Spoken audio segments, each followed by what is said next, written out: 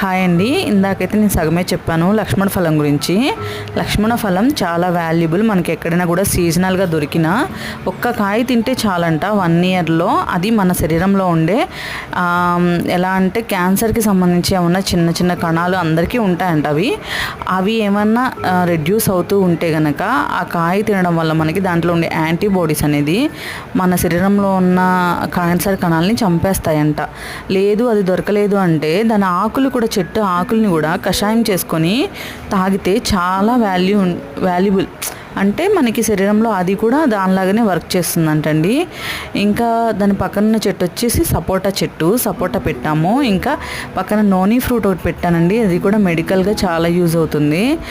దాని గురించి కూడా నెక్స్ట్ వీడియోలో చెప్తాను. ఇది వచ్చేసి మారేడు చెట్టు మన ఇంటికి ఈశాన్యంలో పెట్టుకుంటే చాలా మంచిదని చెప్పారు. అందుకే నేను తెప్పించి పెట్టాను.